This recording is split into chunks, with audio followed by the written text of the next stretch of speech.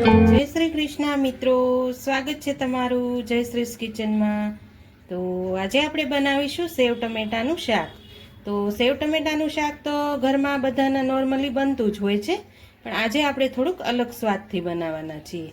તો તમે મારા વિડીયોને એન્ડ સુધી જોજો, જેથી તમને ખ્યાલ આવશે કે સેવ ટમેટાનું શાક કઈ રીતે બનાવવું। તો ચાલો આપણે રેસીપી શરૂ કરીએ।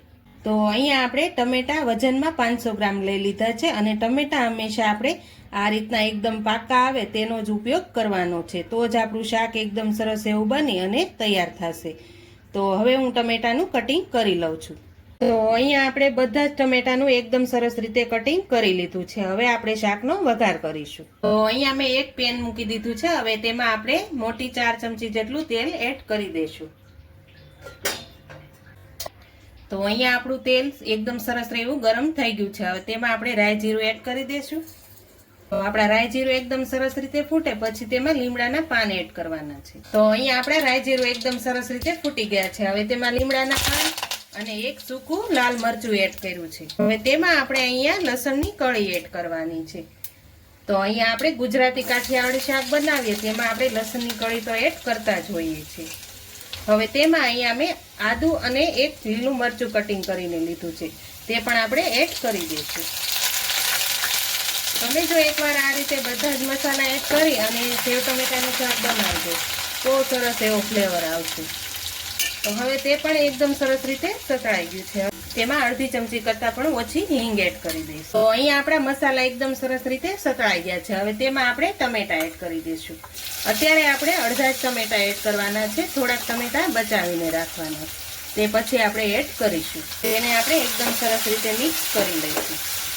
તો આપણા ટમેટા એકદમ સરસ રીતે ચડી જાય તો પહેલા આપણે હળદર એડ કરીશું અડધી ચમચી જેટલું, અને અડધી ચમચી કરતાં પણ ઓછું નમક એડ કરીશું। હવે તેને પણ સારી રીતે મિક્સ કરી લઈશું। તો અહીંયા હવે આપણા ટમેટા એકદમ સરસ રીતે તેલમાં સતળાઈ જાય ત્યાં સુધી આપણે તેને કૂક થવા દેવાના। તો અહીંયા આપણા ટમેટા એકદમ સરસ રીતે તેલમાં એકદમ સરસ ચડી ગયા છે, તમે જોઈ શકો છો। તો આ રીતના આપણે ટમેટાને એકદમ સરસ રીતે ગ્રેવી જેવા ચડવા દેવાના છે। હવે તેમાં આપણે જે વધેલા ટમેટા હતા તે આપણે અંદર એડ કરવાના છે। જો આ રીતે શાક બનાવવાનું હોય ને તો ઢાબા સ્ટાઇલ શાક બને છે, અને આનો સ્વાદ પણ ખૂબ સરસ એવો આવે છે।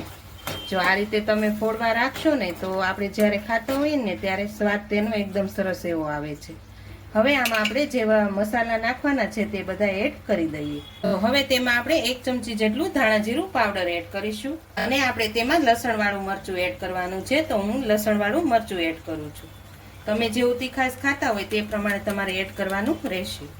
હવે તેને પણ આપણે એકદમ સરસ રીતે મિક્સ કરી લેવાનું છે। તમે જો એકવાર આ રીતે શાક બનાવશો ને બધા જ મસાલા એડ કરી અને લસણવાળું મરચું થોડુંક વધારે પડતું એડ કરજો તો શાકનો ફ્લેવર ખૂબ સરસ એવો આવશે। તો અહીંયા આપણું શાક હવે થોડુંક ચડી રહેવા આવ્યું છે, તો તેમાં આપણે ગરમ પાણી એડ કરવાનું છે।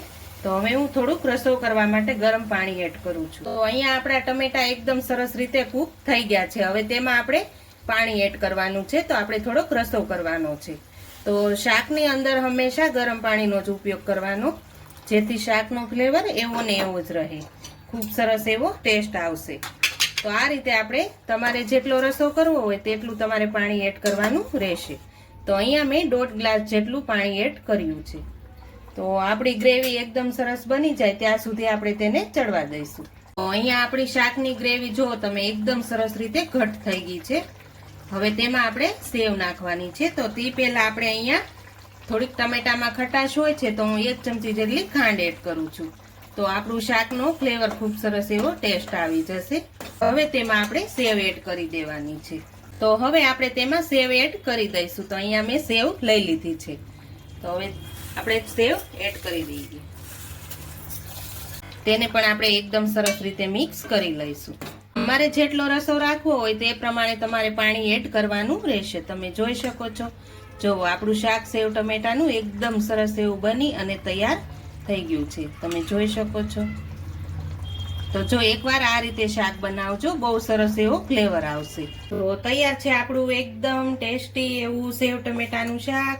તમને જો મારી આજની રેસીપી પસંદ આવી હોય તો મારા વિડીયોને લાઈક કરજો, વધુમાં વધુ શેર કરજો, અને હજુ સુધી મારી ચેનલને સબસ્ક્રાઇબ ન કરી હોય તો પ્લીઝ સબસ્ક્રાઇબ કરી દેજો, કોમેન્ટ કરીને કહેજો કે આજની રેસીપી તમને કેવી લાગી.